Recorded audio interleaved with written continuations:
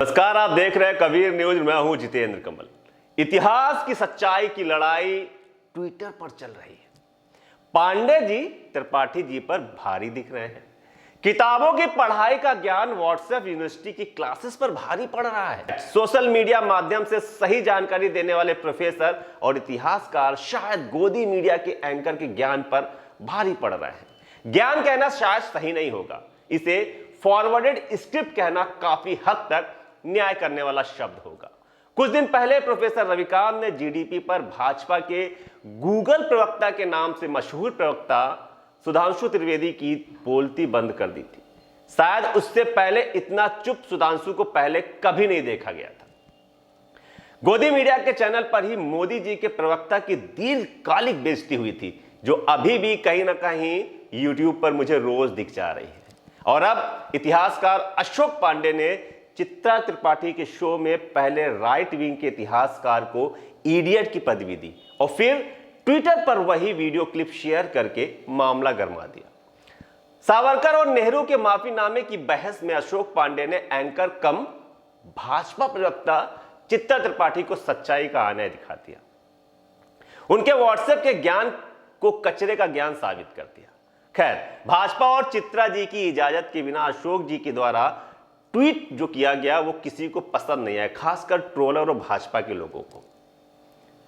चित्रा जी ने उनको ₹2 के ट्रोलर भी बना दिया और इतिहासकार बने रहने की हिदायत भी दे डाली। बात यही नहीं रुकी। पहले ही बाइकआउट का दर्द झेल रही चित्रा त्रिपाठी अब आपे से बाहर हो गई है। एक वरिष्ठ पत्रकार को उन्होंने उम्र तक याद दिला दी है और उम्र का लिहाज भी करने को बोला है और कहा है कि नहीं तो जवाब बहुत तगड़ा होता। उन्होंने उन बुजुर्ग पत्रकार को दोनों तरह के इतिहास का ज्ञान रखने की हिदायत दी है। वाकया क्या क्या है और कैसे कैसे हुआ सब बताता हूं आपको। मामले की शुरुआत होती है अशोक पांडे की ट्वीट के साथ, जिसमें वो लिखते हैं कि सावरकर के बयान पर दक्षिणपंथी प्रोफेसर साहब हमें इलरेट कह रहे थे। इतने पढ़े लिखे हैं कि इलिटरेट शब्द से परिचय नहीं है शायद, तो हमें भी कुछ कहना पड़ गया, जो उन्होंने वीडियो शेयर किया। साथ ही सुप्रिया सीनेत ने भी अशोक पांडे के पक्ष में ट्वीट कर दिया। उन्होंने लिखा कि इतिहास न पता हो तो उलझना नहीं चाहिए, व्हाट्सएप पर तथ्य नहीं कचरा भरा पड़ा है। बस यही बुरा लग गया चित्रा त्रिपाठी को। बस फिर क्या, लिख डाला एक लंबा सा ट्वीट और 5 किताबें लिखने वाले इतिहासकार को बना डाला ₹2 वाला ट्रोलर। क्या लिखा सुनिए। जब एक इतिहासकार अपने आप को ऊपर उठाने के लिए राजनीतिक दलों के ट्वीट का सहारा लेने लगे तो उसके इतिहास की समझ में कितना दम होगा यह बताने की जरूरत नहीं है। मुझे आदमी विद्वान लगता था, समझ गए ना, भाषा बदल गई। मगर कल से लेकर अभी तक की आपकी हरकतें ₹2 के ट्रोलर की तरह हैं। तीसरा स्नैपशॉट उस आर्टिकल में लगा रही हूं जो आपको पढ़ने की जरूरत है मिस्टर अशोक कश्मीर। आपको यह गलतफहमी नहीं पालनी चाहिए कि जो आपने पढ़ा है इतिहास बस उतना ही है। ₹2 वाला ट्रोलर बनने से ज्यादा अच्छा है इतिहासकार बने रहिए। यह अलग बात है कि अपने आप को फेमस करने के लिए आपको मेरे सवाल का सहारा लेना पड़ रहा है।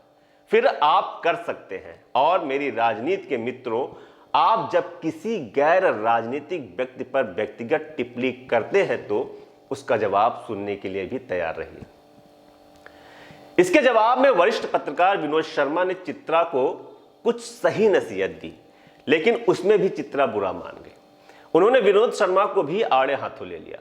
विनोद शर्मा ने लिखा था कि dear Chitra, popularity on social media will never earn your peer respect. Learning alone can help. Think and research before you speak or write. Half-backed knowledge or borrowed wisdom are dangerous. Just saying. जिसका हिंदी में अर्थ यह है कि social media पर लोकप्रियता आपको कभी भी समकक्ष सम्मान नहीं दिलाएगी। अकेले सीखने से मदद मिल सकती है। बोलने या लिखने से पहले सोचें और शोध करें। आधा अधूरा ज्ञान या उधार लिया हुआ ज्ञान खतरनाक होता है। Just saying.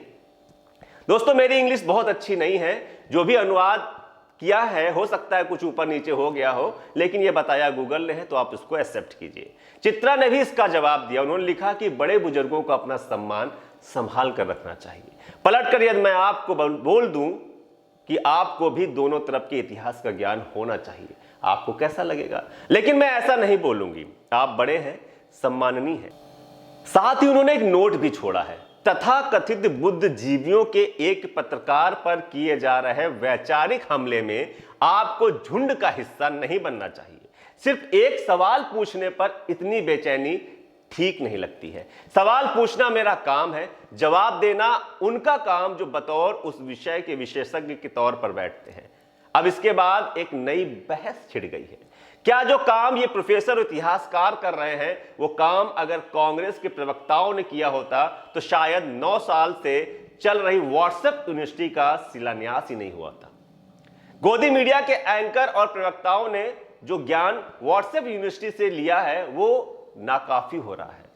जिस तरह से बहस हो रही है उससे यूनिवर्सिटी के शिक्षकों के अधकचरे ज्ञान की कलई खुल रही है। इसमें पढ़ने वाले छात्रों को भी भरे मंचों पर फजीयत का सामना करना पड़ रहा है। इसी तरह से अगर ये प्रोफेसर और इतिहासकार सही जानकारी देते रहे तो जल्दी हो सकता है कि व्हाट्सएप यूनिवर्सिटी पर ताला लग जाए। वैसे उम्मीद है कि 2024 में राजा की विदाई के बाद यूनिवर्सिटी बंद हो जाएगी। लेकिन आपको क्या लगता है, चित्रा त्रिपाठी व्हाट्सएप यूनिवर्सिटी के छात्र के तौर पर इस पे ताला लगवाने का काम करेंगी? कमेंट्स करके जरूर बताएं। नमस्कार।